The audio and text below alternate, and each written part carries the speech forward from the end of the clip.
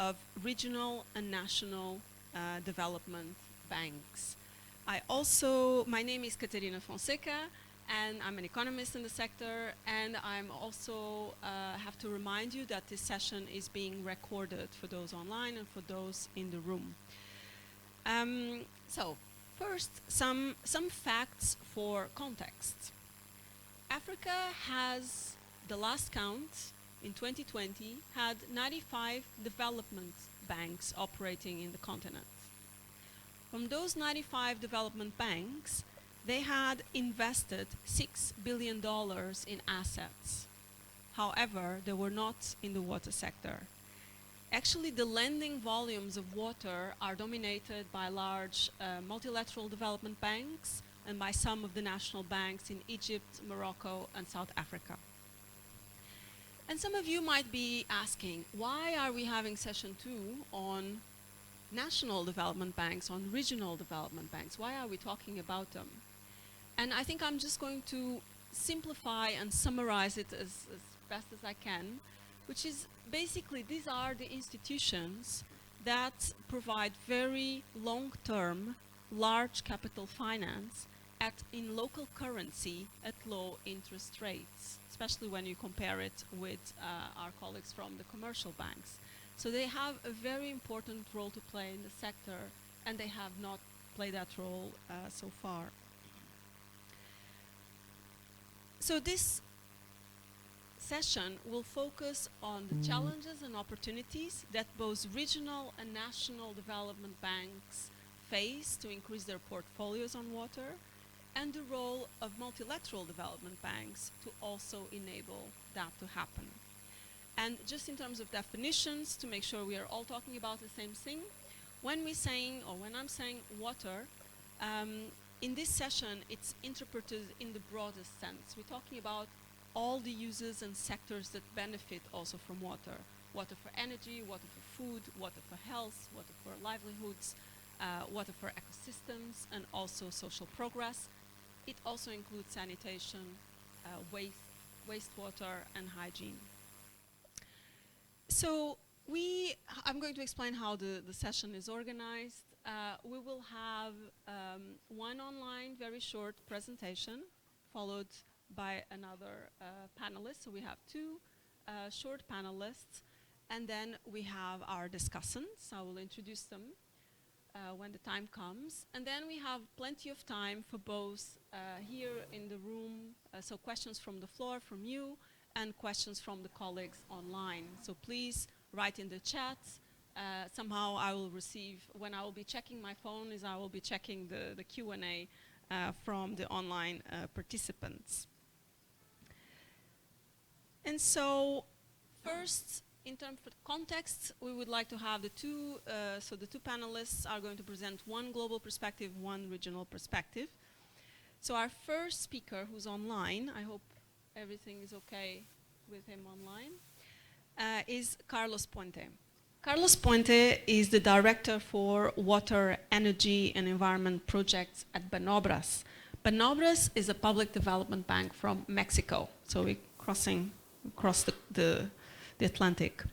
He's also the co-chair of the Water Finance Coalition, which aims to gather national and international public development banks to improve the financing of water and sanitation to achieve SDG 6, Paris Agreement objectives, and also enhance biodiversity protection. So, Carlos, the floor is yours.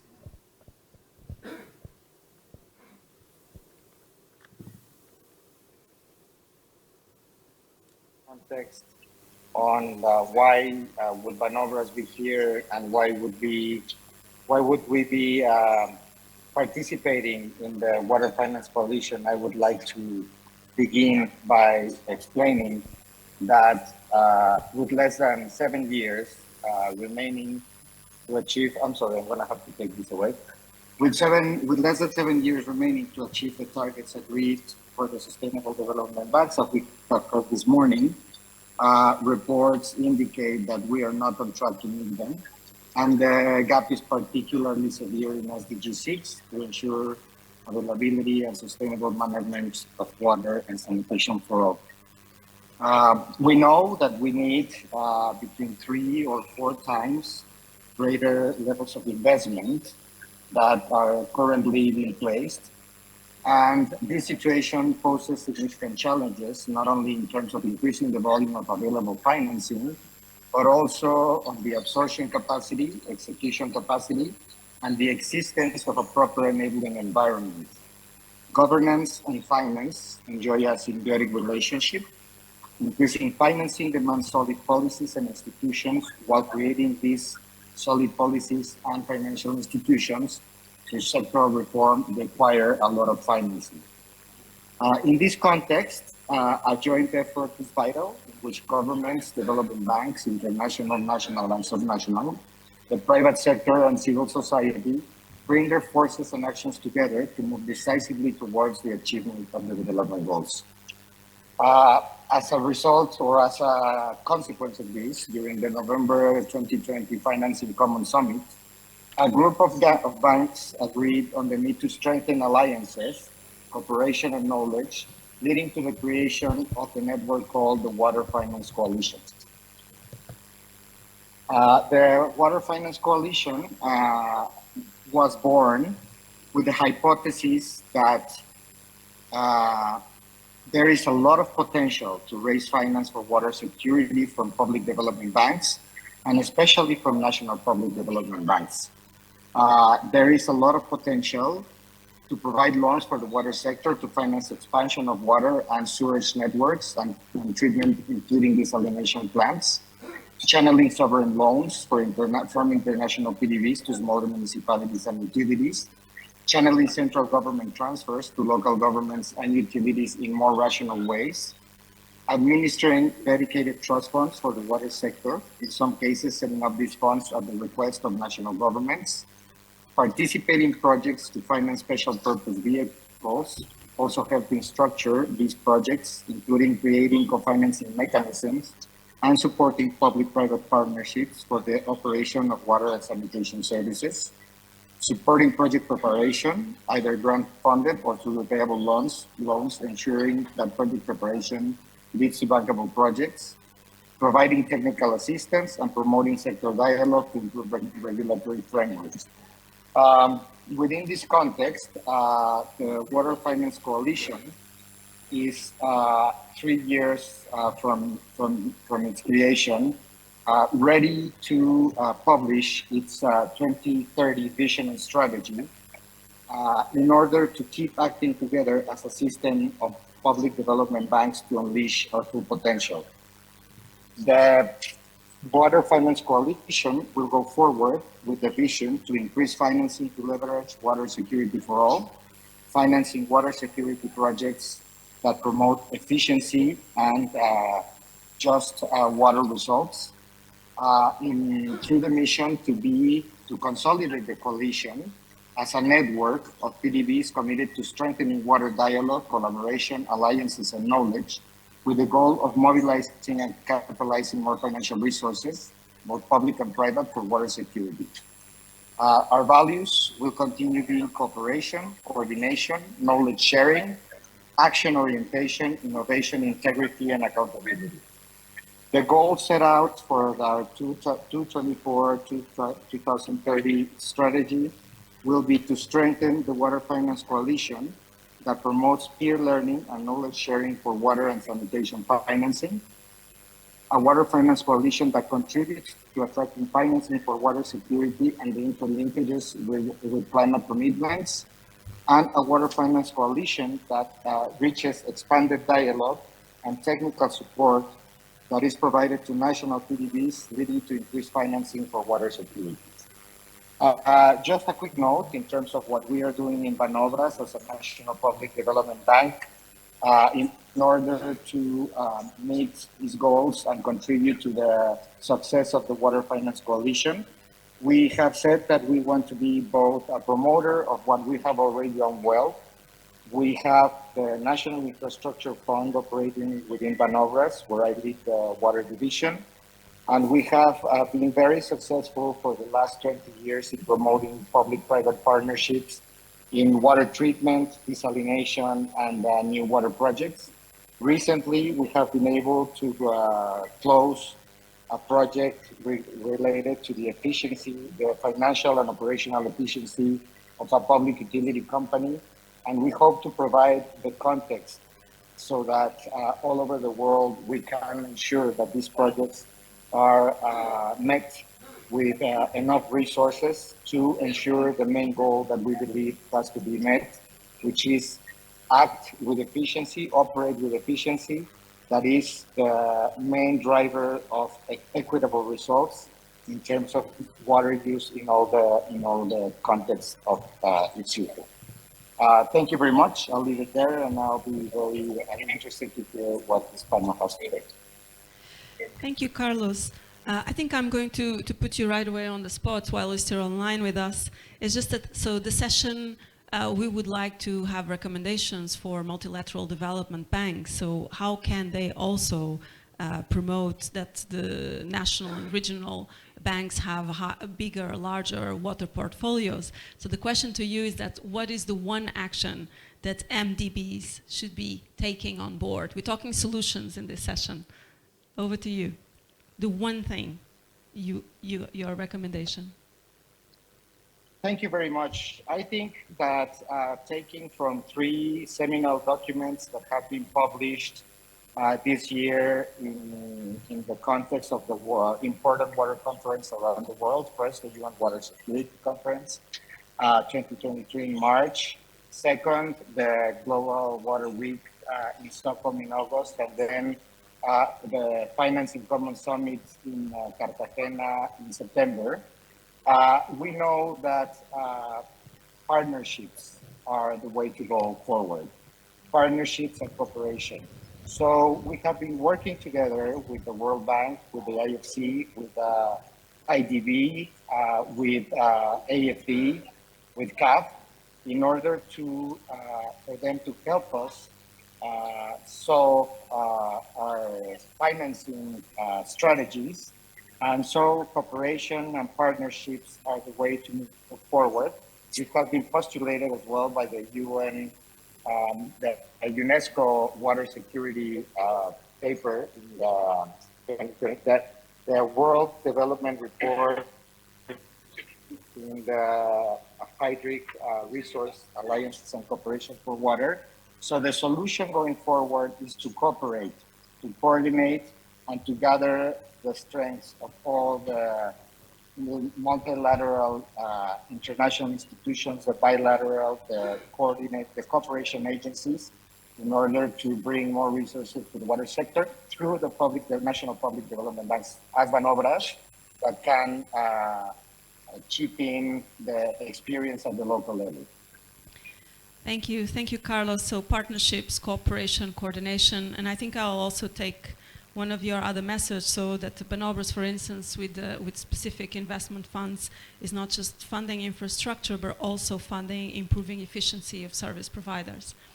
We now come to the room. We go from Banobras and Latin America to one of the most important financial institutions, regional institutions in the continent. I would like to introduce the second panelist, our colleague Mechera Chirwa. Mechera is coordinator of the African Water Facility, hosted by the African Development Bank here in Abidjan. The facility provides grants and technical assistance to support preparation and implementation of water and sanitation projects throughout Africa. And he has managed the development of projects in more than 20 African countries. Mechera, tell us more about your struggles, the constraints, how you're overcoming, some examples, and the role, your role also as your institution to support some of the banks here present in the room. Over to you.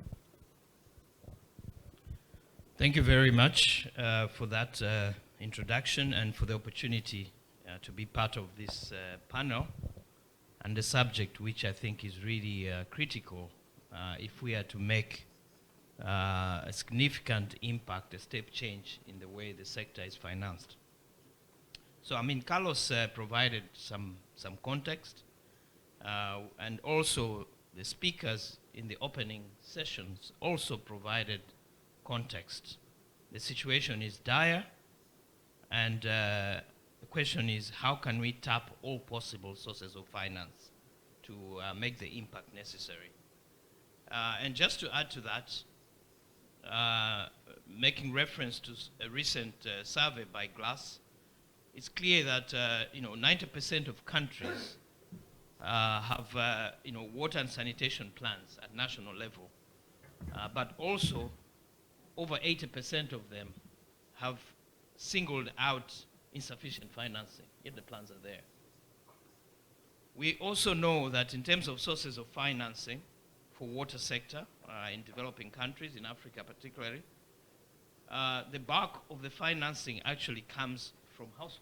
Households are the ones paying the most to access water and sanitation. Governments, I think around just above 20%, 22% thereabouts. Repairable finance about 9%, and external sources about 3%. So clearly there's a huge gap in terms of financing for water and sanitation at national level. So there is a big role for national development banks and regional development banks to play in filling that gap. Not entire gap, but making an impact in reducing the gap.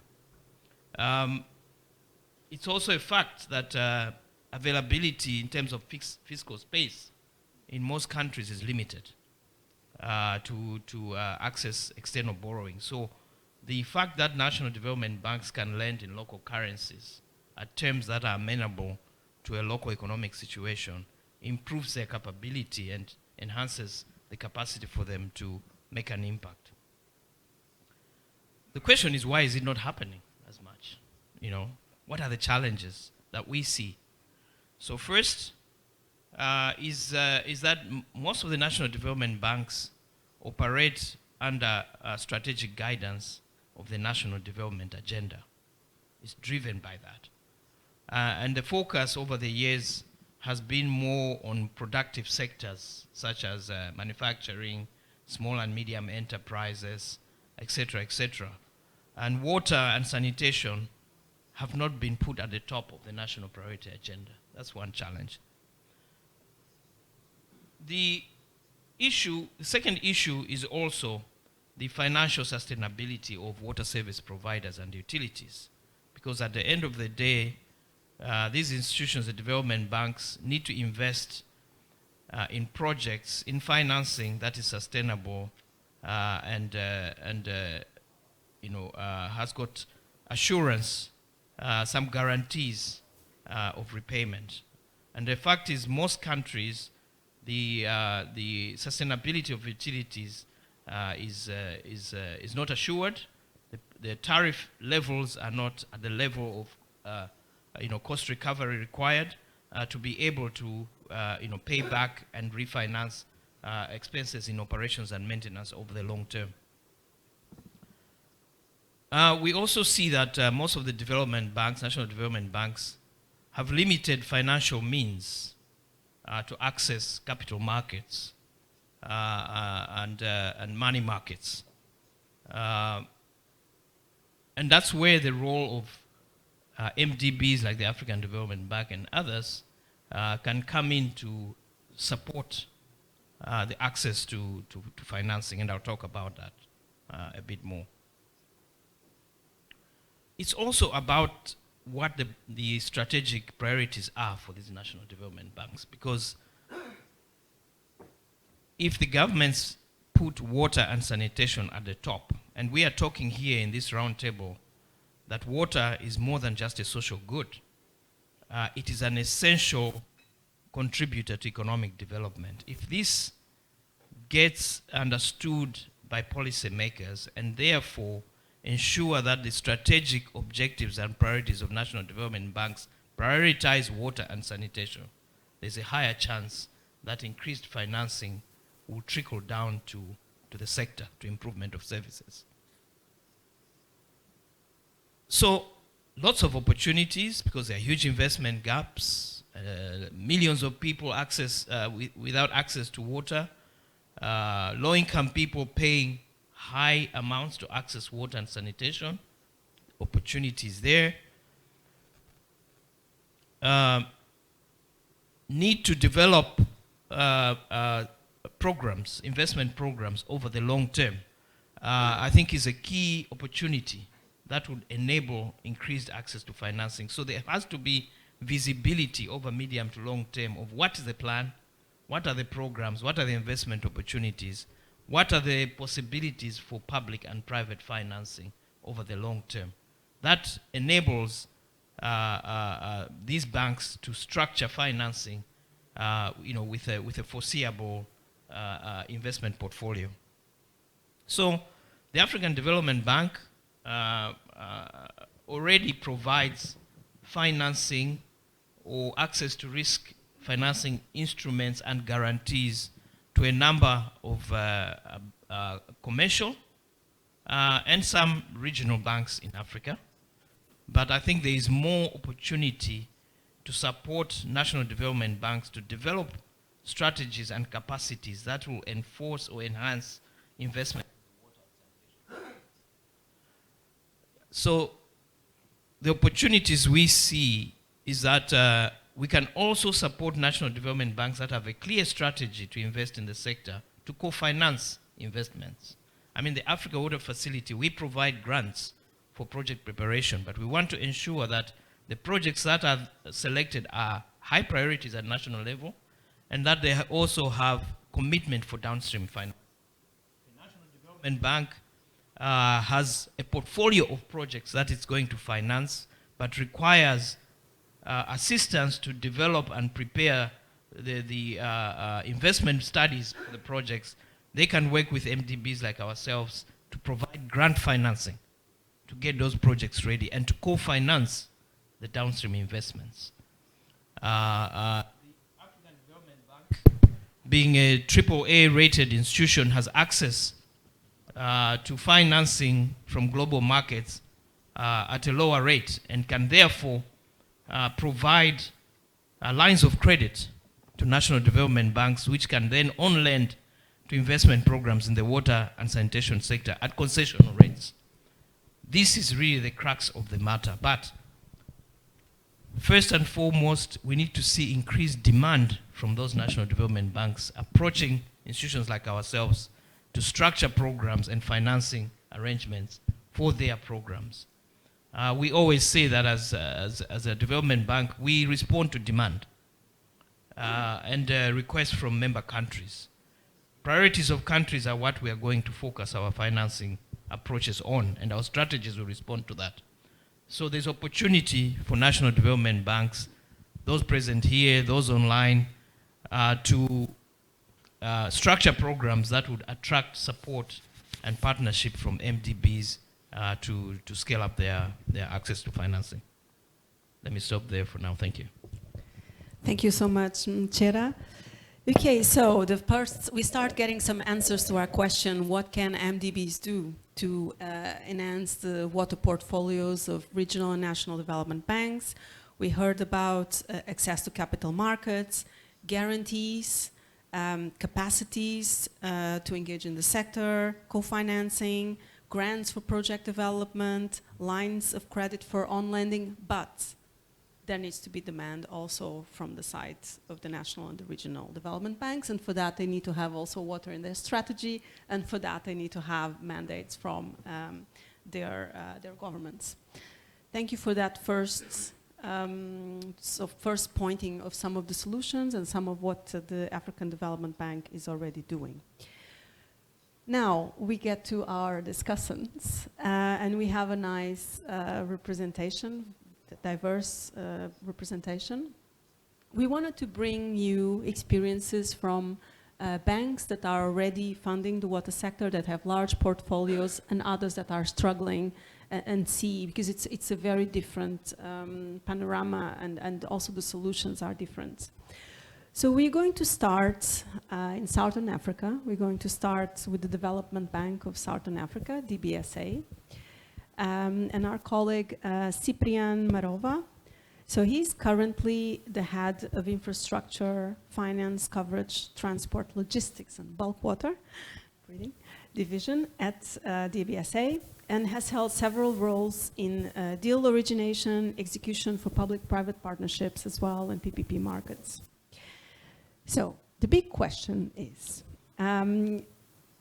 DBSA has always funded the water sector, mostly in South Africa, mostly municipalities, which is interesting, which is different than utilities. And recently, it has received a very large amount of climate finance. And so I'm very glad I'm here to ask you directly the question, what has enabled you to receive this large amount of funding? What were the conditions put in place? How did you get it?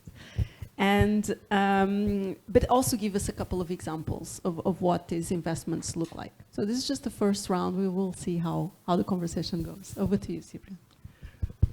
Thank you, Katerina. And good morning, colleagues. Please, may I thank the OECD.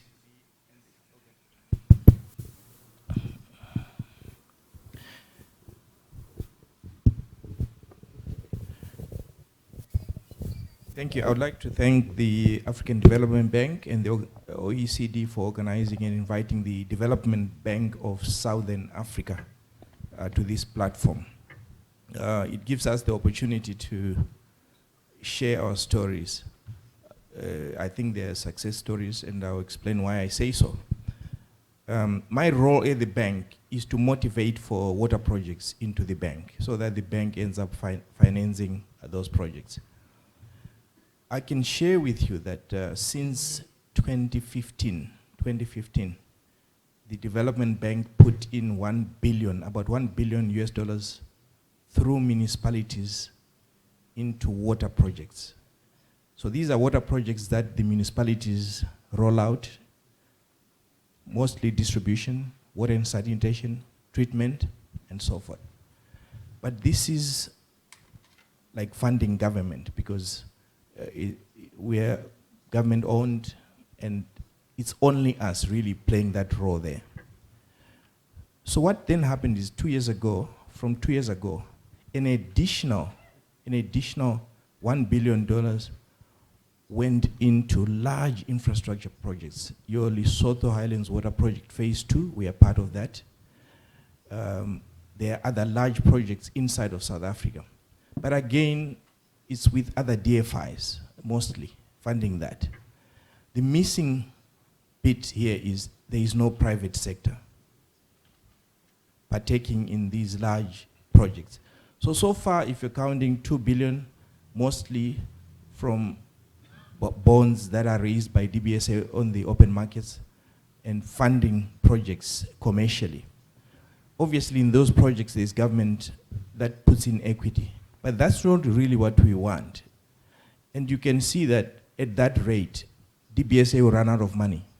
It won't be able to sustain further borrowings into larger projects because the need for projects funding is large, and it's going to ever increase because of the demand for water. So in comes the $265 million US dollars from the GCF fund to complement what the DBSA is doing. That's a lot of money. It comes with its own conditions, but the process through which the bank went in order to receive that money is an accreditation process. It says the GCF as an investor looks to your credit risk and processes and plans and policies and says, okay, you're a good guy. If we give you 265, you will not lose it. Put it into projects that mitigate, that have high impact and linked to climate mitigation processes. So there was a whole review process at their accreditation process. It talks to governance, it talks to risk mitigation, it talks to the performance of the bank over a period of time. It talks to track record. And most of the development banks we are talking to in country would like to go through the same process, and we are helping no less than 8 banks to also get accredited. So it's about transparency, it's about making sure that the promises to investors like GCF are met, and we are helping them with that. The next issue is, so what is this money going to be used for? we have talked of municipal investments, we've talked of large infrastructure projects. What about private sector? So if you take the bank debt as one piece of instrument, and then you take the GCF as another piece because it comes with concessionary terms, how best can we then add more layers into this process so that we attract private sector into it? So all the GCF funding is going, the DBSA has created a water partnership with government, and its focus is water reuse. It's no longer large infrastructure projects, it's no longer municipal investments, it's looking at industrial and domestic water and saying what are the projects that could encourage reuse. So we're looking at wastewater treatment from industrial companies, especially the mining houses. There's the problem of what we call acid mine drainage. So this funding will be looking at projects in that sector. We are looking at desalination as projects. So far, 27 projects have been lined up to be funded from this GCF, provided they make the criteria. The criteria is additionality, the criteria is impact, the criteria is climate mitigation in detail, and there's a procedure that we follow in identifying the suitable projects. So those are the areas and examples of specific projects that we have. In fact, to date, over 1,067 million liters per day are coming out of those projects. This is water that can be reused. So there's progress there. This is specific, this is project targeted, and is going towards the required criteria of GCF funds. In addition to that, the GCF funding only can form 15% of an investment in a project. So you can see how it's playing a central role in catalyzing and bringing in other funders into the project so that the overall impact there's a multiplier effect. And I'll explain in a little while how that is being implemented. Let me stop there. Thank you. Thank you, Cyprian. I was going to ask, how do you create that demand that Mechero was talking about? And then you mentioned this water partnership with the government. So just what is that? Can you just tell us very, very briefly? So the water partnership is a relationship between the government of South Africa and DBSA. And its sole purpose is to create a water reuse program through projects in those municipalities that we spoke about. So investments will be made in wastewater treatment for reuse of the water. Investments will be made in acid mine drainage preparation, which is also wastewater treatment for reuse. Investments will be made in what we call desalination, as well as non-sewage sanitation. So all these are projects that are in different districts of the country, where if you invest, you get clean water. That water is then bought back and so forth. And we're talking Ministry of Water, or are we talking also Ministry of Environment, Finance? Like, what? It's a little platform for project development. Yes, yeah. It's one of the biggest things that it's going to do is project preparation, packaging the projects for investments by the GCF, by any other investors, and I think one of the biggest target for investments is really pension funds money that they want to bring in and create a separate asset class that is linked to water reuse under this program. Thank you. We go from Southern Africa to West Africa. We have with us Umar Tembeli. He's the Director of Energy Natural Resources Department at BOAT, or the West African Development Bank, where he has worked for 23 years. He was also the head of several resident missions in Senegal, Ivory Coast, as well as director of operations. So he went across all the functions of the banks in several countries. And unlike the BSA, BOAD has had limited funds allocated to the water sector, but they have been struggling, they have been trying. So, Director, please, can you tell us here what are the main reasons for your struggles to increase your water portfolio, and what have you and your team have done to unlock some of these constraints? Thank you. Merci beaucoup. Bonjour à toutes, bonjour à tous. Merci donc à la Banque africaine de développement de nous avoir invités à cette importante session. Merci également à l'OCDE. La BOAD, c'est la Banque ouest africaine de développement qui donc regroupe l'ensemble des pays membres de l'Union économique et monétaire ouest africaine.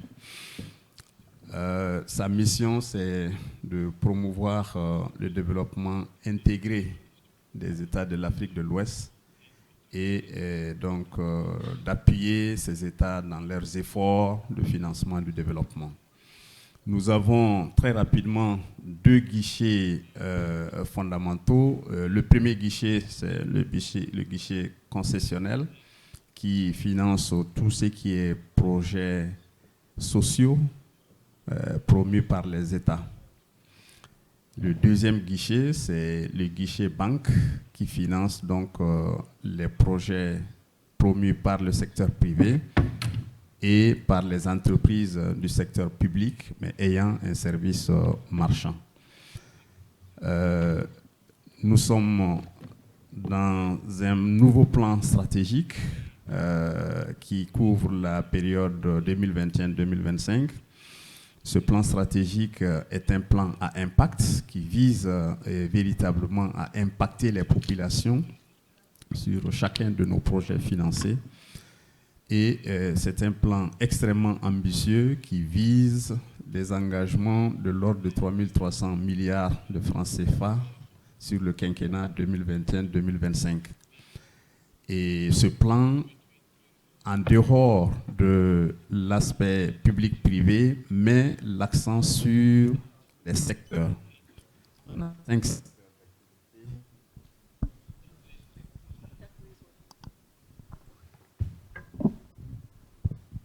a 5 secteurs d'activité, très rapidement. Le secteur des infrastructures, le secteur de l'énergie et de l'eau, le secteur de l'agriculture, le secteur habitat, santé, éducation et enfin le secteur des banques et établissements financiers.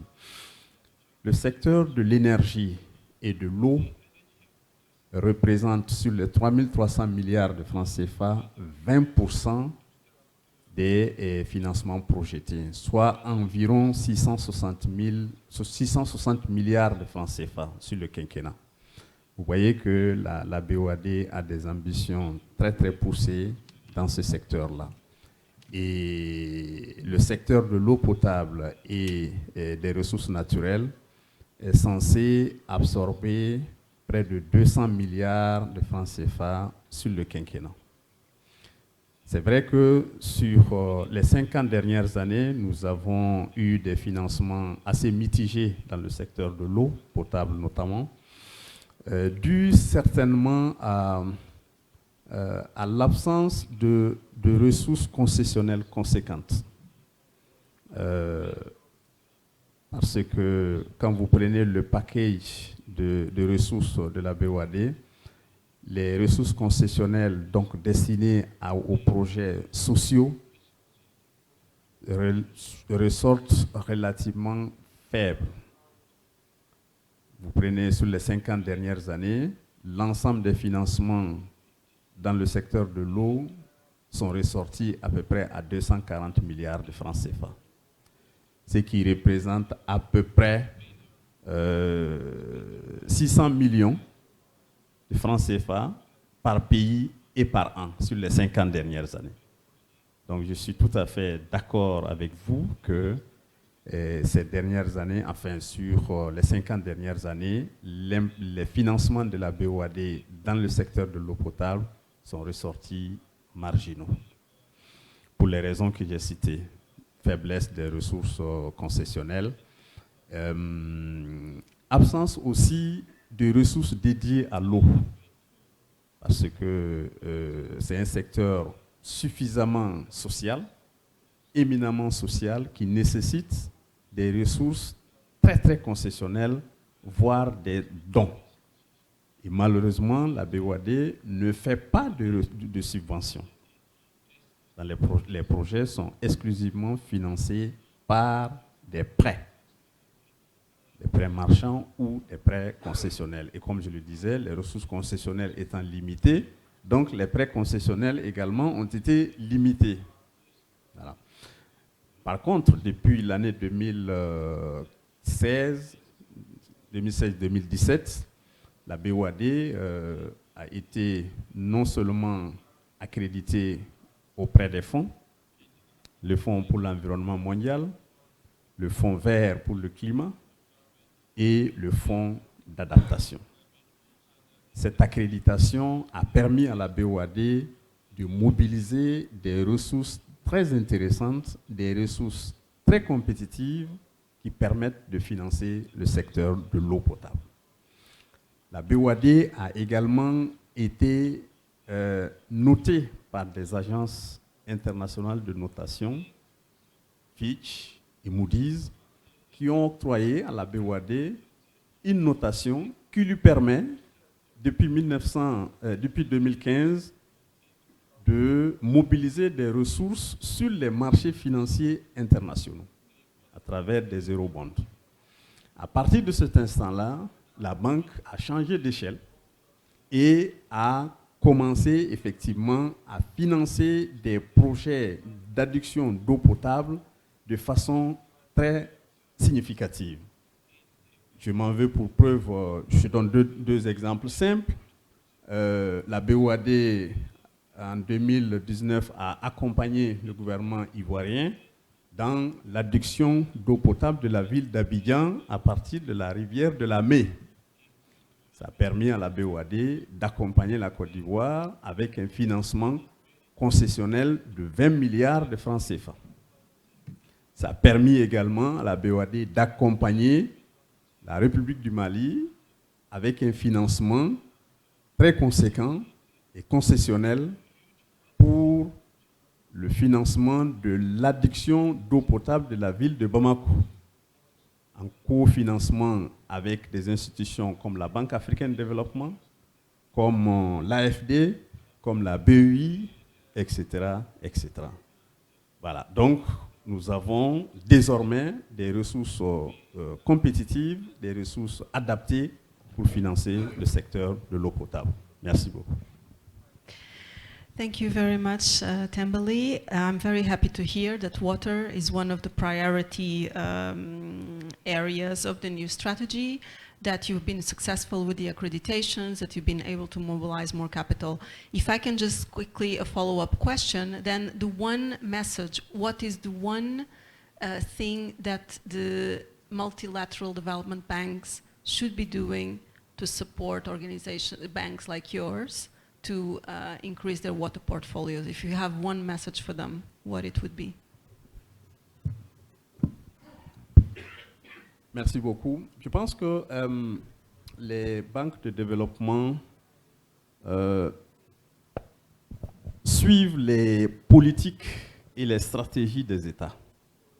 Les politiques sont définies au niveau des États et la bonne nouvelle, c'est que chacun de ces pays dispose d'un plan national de développement. Ce plan national de développement ou programme national de développement ou plan Sénégal émergent, PAG pour le Bénin, etc. Chacun de ces pays dispose d'un document de stratégie qui projette le pays sur un certain nombre d'années. Et donc, les banques multilatérales de développement accompagnent les États non seulement dans la formulation de ces plans, mais également dans leur mise en œuvre. Notre focus, c'est véritablement ces plans-là. Deuxièmement, il faut que les banques multilatérales de développement coopèrent à travers des cofinancements et à travers la mise en place de lignes de refinancement en faveur des banques nationales, des banques commerciales, pour permettre effectivement à ces banques de financer notamment le secteur privé à travers les lignes que les banques de développement mettent à leur disposition. Et enfin, les banques de développement doivent mettre l'accent sur l'impact que ces projets doivent avoir sur les populations. Parce que jusqu'à présent, enfin jusqu'à une date récente, nous raisonnions seulement niveau d'activité. Désormais, en tout cas pour ce qui est de la BOAD, nous raisonnons impact. Quel est l'impact des financements sur le quotidien de nos populations? Et c'est pourquoi, quand vous prenez le plan Joliba de la BOAD, le plan stratégique de la BOAD, nous avons 3 axes fondamentaux. Et chaque projet financé par la banque doit permettre de cocher au moins un de ces actes-là. Je vais les citer rapidement. Le premier axe, c'est l'intégration régionale, qui est l'ADN même de la BOAD. Deuxième axe, c'est que le projet doit contribuer à la création de valeur et d'emplois en appui aux États ou au secteur privé. Et enfin, le projet doit permettre d'adresser la lutte contre le changement climatique. Donc, tout projet financé par, en tout cas, les banques de développement devrait, de notre point de vue, cocher au moins une de ces cases-là. Merci. Merci. Thank you very much, Tembeli. And now, before we start our questions from the floor and online, we have a different perspective. So, welcome Ms. Sumbi Mukumba. Sumbi serves as Senior Program Officer, Water Infrastructure at oe.cd, overseeing the portfolio under the Program for Infrastructure Development in Africa. So the first question is really, what is oe.cd's role in the whole area of financing water and sanitation? And the second question immediately is, what can oe.cd do, like the MDBs, to accelerate the water portfolios within national and regional development banks? Over to you. Thank you so much for that question. Maybe I must begin by mentioning that unlike the 2 previous speakers, we are not a bank, but we do have a role to play in financing water and sanitation. And our role as African Union Development Agency, NEPAD, being a specialized agency of the AU that focuses on driving sustainable development as well as regional integration in Africa, is basically driven from our mandate, which is to coordinate and to execute regional and continental projects across Africa in various sectors, and obviously this includes water and at a larger perspective, transboundary water projects. And these projects include, for instance, multi-purpose dams, which have a component of hydroelectric generation, also have a component of irrigation and water sanitation, And also, one of our mandates as well is to mobilize a full range of financing for the different types of projects that we are supporting. And on the program for infrastructure development for Africa, particularly in phase 1, we were able to mobilize this financing way beyond our target. And part of this financing mainly would come from or came from the member states, countries other than the member states, the MDBs that we are discussing today, and also the private sector. Now, going back to our role as oe.cd, so there are many roles that we play, but I would like to focus on 4. The first is helping the member states to prioritize their projects. If you ask the countries what they would like to do, they will certainly give you a wish list of the many projects that they have. And obviously this then thins out the resources that we have in implementing these activities.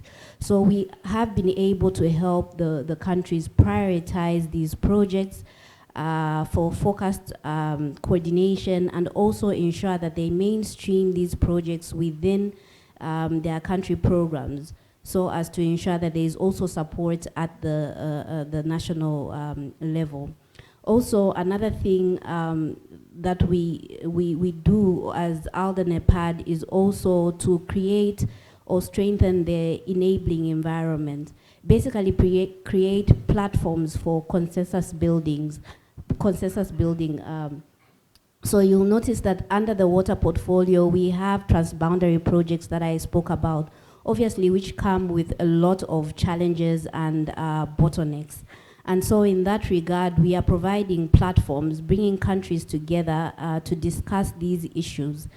And then also, we are also providing, as ALDA NEPAD, technical assistance to the member states, the regional economic commissions, as well as the project owners.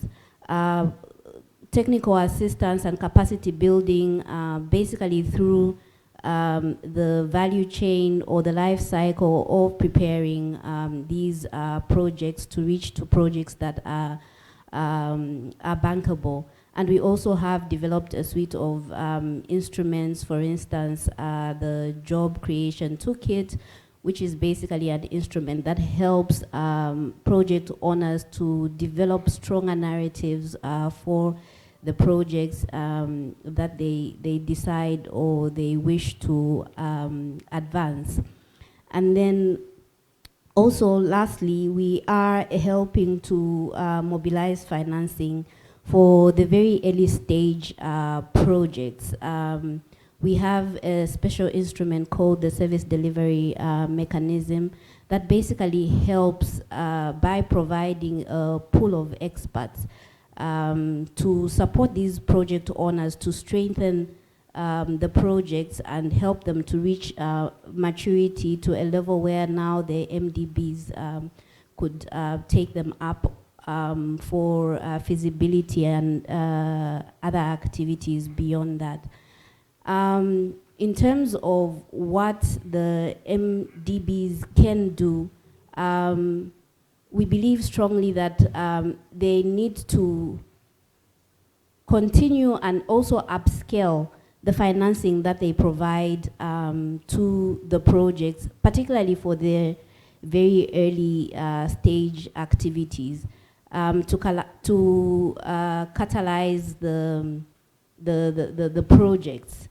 Obviously, without funding, it is very difficult and it takes a long time to develop these projects to maturity and get them to a stage where the MDBs can actually take them up. And in terms of our role as ALDA NEPAD is basically to continue to advocate for these projects, raise awareness on the types of projects that we have within the water portfolio, but also showcase at every opportunity, for instance, forums like this where there are different types of financiers as well as organizations that can support through technical assistance. Thank you.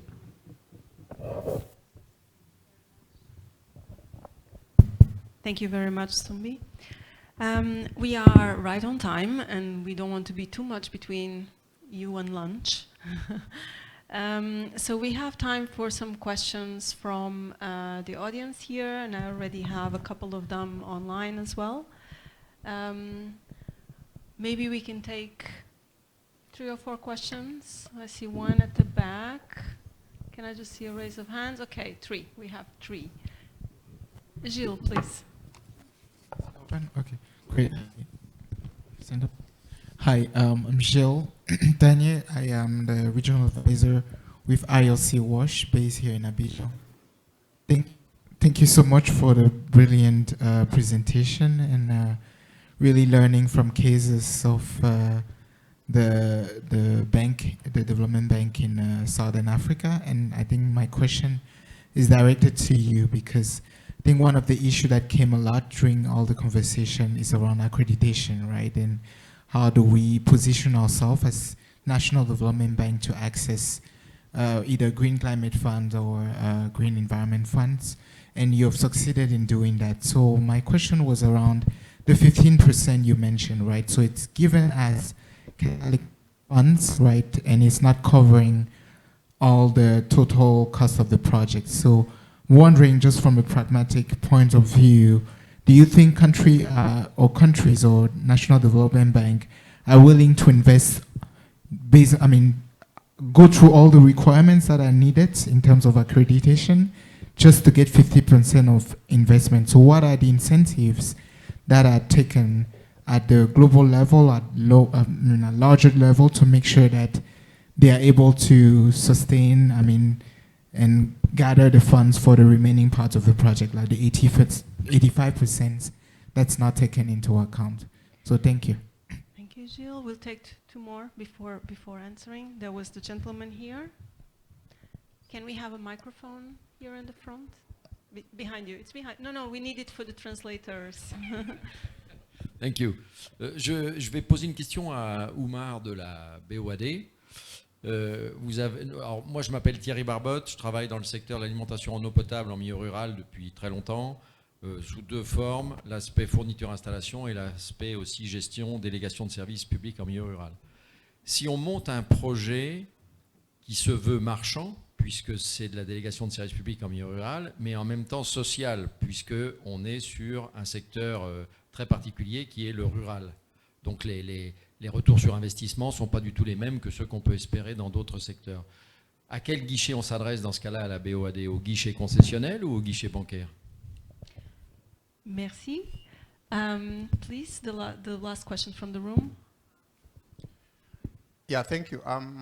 My name is Habil Olaka, and I'm from the Kenya Bankers Association in Nairobi. And my question is aligned to possibly what Carlos mentioned in his presentation, and similarly, Chiro, I think they all made the point. And this is about partnerships between the likes of Africa Development Bank and the regional development banks and national development banks. And that is through extending, for example, lines of credit, grants, technical assistance, to be able to fund or rather finance the water initiatives. Now, my question is aligned to the fact that I think the nature of funds that ADB, for example, accesses will normally be in foreign currency. And so the lines of credit to these institutions will also be in foreign currency. But the demand from these regional and national banks will normally be in domestic currency because of their funding. Normally, the demand would be in domestic currency.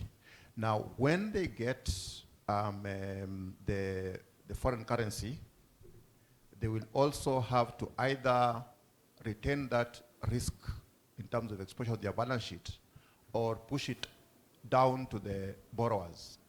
So they'll either have to use the likes of swaps, but as we know, the domestic markets are not developed enough to manage the likes of swaps. So they'll then have to either push the foreign currency to the projects.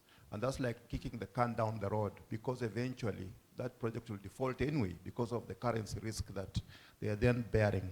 So my question is, has ADB thought of providing domestic currency facilities to these regional and national development institutions rather than foreign currency? Thank you. Thank you very much.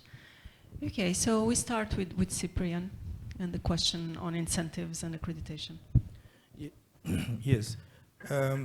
So the arrangement with GCF is that you might be aware that the GCF global facility is a $10 billion US facility at the global. It's a port at the global level.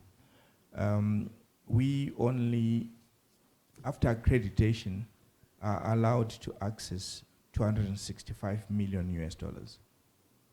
We're an agent of GCF, and it's a concessionary product. So they lend to us, and they see through to the projects and what is happening on the project. So they are taking risk on the projects as well. Now, what they're saying to us by giving us 265, they also prescribe that a portion of that goes towards project preparation and planning, and then a part of that, like 200 million, must go into debt, concessionary debt into a project. Immediately, that flags for us as an investment bank that we must find other sources to complement the concessionary, so that on a portfolio, on an overall basis, we've lowered the interest rates for that project. So on a project by project basis, you will find layers of products in each project. You will find grants in there or equity. Take a project, so you find equity and grants there. You will find GCF funding at that limited level. You will find DBSA debt at that level. We are now motivating, and this is the important part, we are motivating from private sector for us to do bonds that will go into these projects. We are also motivating for pension fund investments directly into this. So that is your blended finance model. And therefore, you're creating an asset class which is attractive to bigger investors and not just DBSA and GCF. So the limitations around what percent can be taken by one product. Overall, also, the whole package is covered by a partial credit guarantee. So that blended finance model is really what makes it work. Now, if you can imagine DBSA then working with local DFIs, with geographic distribution in different countries, you have a portfolio of products that can be sold to pension funds in different arenas. And by the way, DBSA takes the foreign currency risk on this, it hedges on this borrowing. So there's a whole lot of things that has to be done besides the accreditation. It's also about developing suitable products around the particular project and a template for other DFIs to follow through. Thank you. Thank you, Cyprian. Then Tembeli, on the question of less profitable rural projects, where would they, which guichet would they go in BOAD? Please go ahead. Merci beaucoup, Monsieur Barbot. J'ai bien compris la question. Un projet marchand, mais en milieu rural, si on résume. Voilà. Bon, en fait, dans les guichets que j'ai cités, effectivement, il y a le guichet concessionnel et le guichet banque. Et quand vous avez un projet, nous faisons une combinaison, parce que j'ai parlé de l'approche sectorielle combinée à guichet banque, guichet concessionnel. Donc, quand vous avez un projet de ce genre-là, nous l'introduisons dans un tableau à double entrée. Vous avez d'abord le guichet. Bon, ici, heureusement ou malheureusement, c'est le guichet marchand. Mais de l'autre côté du tableau, vous aurez les secteurs.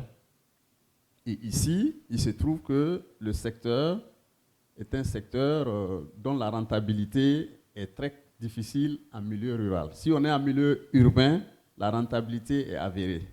Par contre, si on est en milieu rural, la rentabilité est quasiment diffuse. Vous voyez? Dans ce cas-là, il y aura une certaine discrimination positive en faveur du secteur. Parce que le secteur, cette fois-ci, devient, quand bien même le service est marchand, le secteur étant éminemment social, parce que le milieu est social, eh bien, il y aura une discrimination qui fait qu'il y aura entre 200 et 300 points de base de moins que si c'était en milieu rural, par exemple, en milieu urbain, par exemple. Donc, cette préoccupation est tout à fait prise en compte dans le système de tarification. Donc nous vous invitons à prendre contact avec nous. Merci.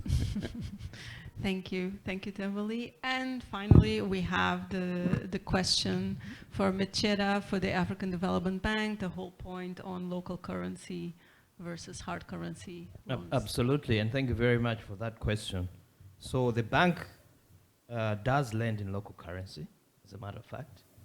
There are a number of currencies that have been designated, and where lending has taken place in the past. The South African rand, the Egyptian pound, West African sefa, the Rwandan franc, including the Kenyan shilling, by the way, the Zambia kwacha, and so on. But the key criteria is dependent at the time that the project is being appraised and looked at. I think a key consideration is stability of the currency and the risk elements pertaining the investment. Let me also add that actually the bank also provides equity financing into certain financial institutions.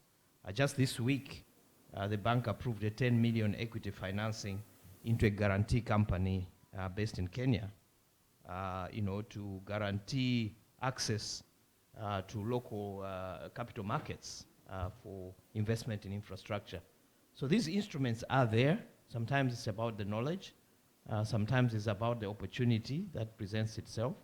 And specifically for the water sector, a lot of these are generally maybe just saying infrastructure investments. But specific for the water sector, this is where the opportunity needs to be exploited. But otherwise, the bank is open to assess investment requirements that are targeting local investment using a stable currency, targeting programs in the water sector. Thank you. Well, we made a selection of some of the online questions. They're not specific, but they're all about the private sector. So you can choose who wants to answer. I have 3 questions. You can see, well, one is specifically for the BSA. So the first question is, what sustainable measures are undertaken to leverage on private sector investment through the eyes of development finance? So very broad one, sustainable measures to leverage private sector. The second one is a bit more complex.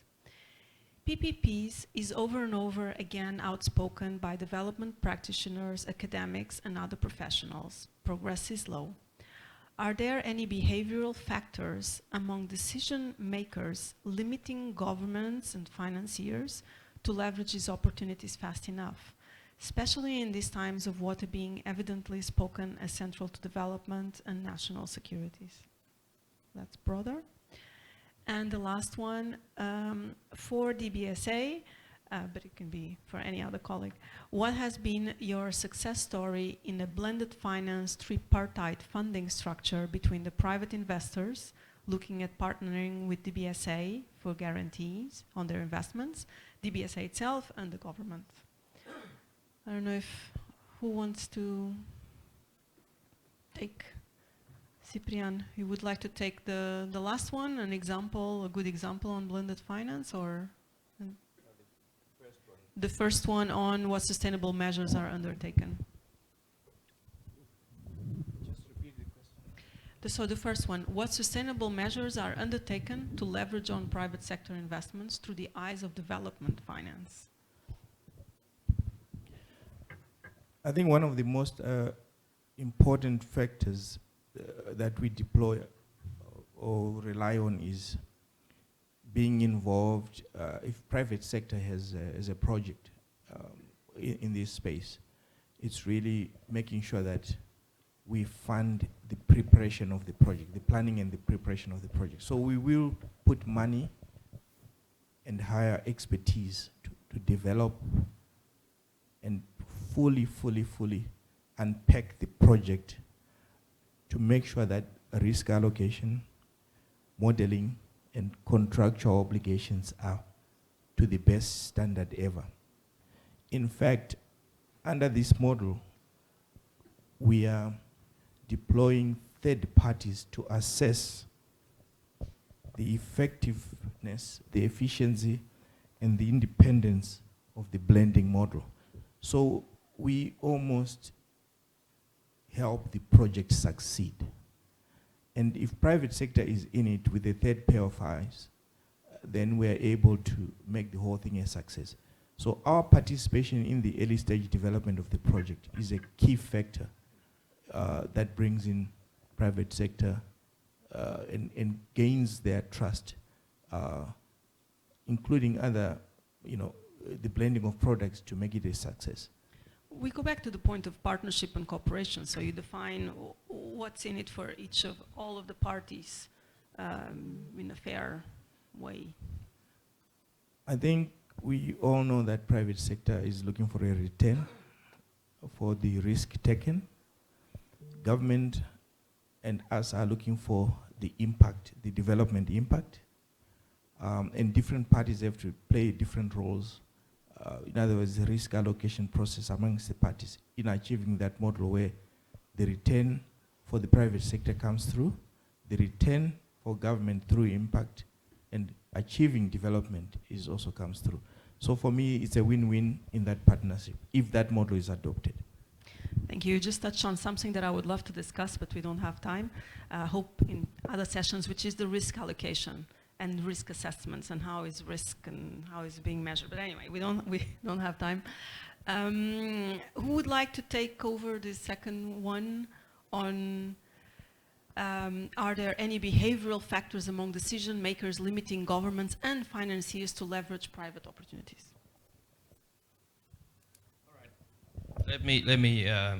So, I mean, the question says behavioral factors, right? Limiting decision makers. I mean, PPPs are complex. It's a fact. They take time to develop. You have to select the right projects.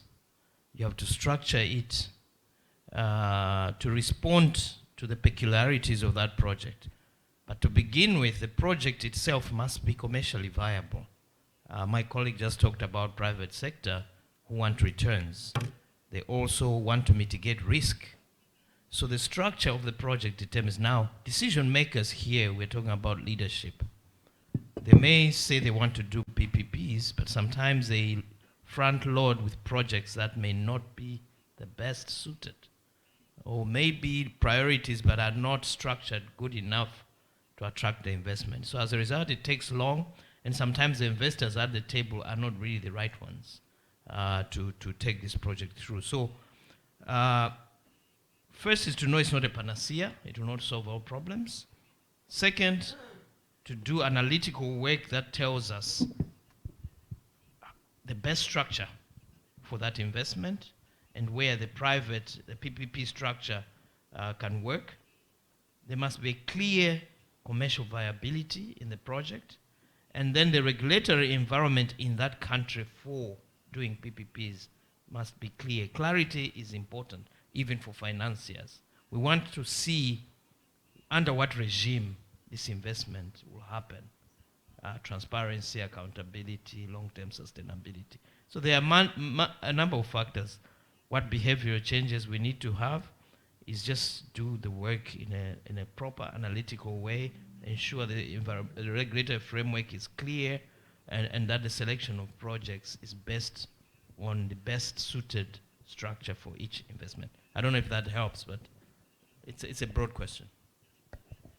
Thank you. Before we close, I was going to give the word if Sombi or Tembeli, if you have a final word, so you do, which is great. First, yes, go ahead, Sombi. Yes, thank you. So basically, I wanted to add to the first question about engaging the private sector. I think that what we see is that it's best to engage the private sector very early on as we develop projects. I think that is something that is lacking often. And we need to get to a point where we are sounding these projects against the needs of the private sector so that they are able to input into the discussions and raise the concerns that need strengthening. And then these concerns are strengthened through the project preparation process. And that way you would have identified the private sector that would readily be available to provide some downstream financing. Thank you. Thank you, Sumbi. Tembele, go ahead. Merci beaucoup. Concernant la question du secteur privé, je pense qu'il y a une belle opportunité à saisir, en tout cas dans la zone, simplement parce que quand vous prenez les plans nationaux de développement de nos différents pays, il ressort clairement que 60 à 75% de ces plans sont censés être financés par le secteur privé. Et donc, les États mettent en avant la contribution du secteur privé dans le financement de leurs plans nationaux de développement, ce qui est une très belle opportunité à saisir. Maintenant, pour accompagner le secteur privé, et notamment dans les projets de partenariat public-privé, je pense qu'il y a un élément extrêmement important qu'il faut mettre en avant, c'est l'évaluation préalable des projets. Parce qu'on a l'impression que tous les projets peuvent être conduits en partenariat public-privé, alors qu'il y a tout un travail préalable à mener, que nous appelons l'évaluation préalable, avant de décider si le projet doit être réalisé en maîtrise d'ouvrage public ou en partenariat public-privé. La BOAD a développé une plateforme, un modèle financier qui aujourd'hui est à la disposition des États pour, en tout cas, décider définitivement sous quelle forme un projet doit être réalisé, enfin peut être réalisé. Le deuxième point, c'est la préparation des projets. Il est plus facile de financer un projet que de financer la phase de développement de ce projet parce que là, on prend les premiers risques. Et consciente donc de cette difficulté, la BOAD a mis en place un fonds d'amorçage qui permet, n'est-ce pas, d'accompagner les opérateurs publics comme privés dans le cadre du développement de leurs projets. Et enfin, je pense que la matrice de partage des risques est un élément extrêmement important parce que le risque est supporté généralement par la partie qui a la plus grande capacité à le supporter. Si vous imputez un risque à une partie qui ne peut pas le supporter, eh bien, on peut être sûr qu'à l'arrivée, ce risque ne sera pas couvert et donc on n'aura pas un bon projet de partenariat public-privé. Merci. Thank you very much. We have to close the session. I was checking if Carlos had already boarded, but he was on the airport going to a plane, but he did, so he's not online. We started so many issues. We haven't even gone deep in each of them. I hope this provides some thoughts for further discussion. I do like this idea that we talked about the articulation of demand and what the different banks are doing to articulate that demand, these kind of platforms at both regional, national level to prioritize, to coordinate, to bring in private sector, to assess, who's going to be the first risk-taking, who's going to finance it, or the different mechanisms and funds do you have for that, also the project preparation. So I like this idea of this multi-sectoral, multi-governmental, including private sector, to articulate the demand that it's best in the interest of the country, and that enables larger water and sanitation portfolios. So I think I would like to give a round of applause for our panelists and discussants. Thank you. And to thank you. Also thank you for your questions online and in person. And I have a note from the organizers to recall that session 3 on leveraging private finance for water, so it's a great bridge from this session, starts at 2 after lunch, and participants are asked to arrive 5 minutes before the start. Have a good lunch, everyone.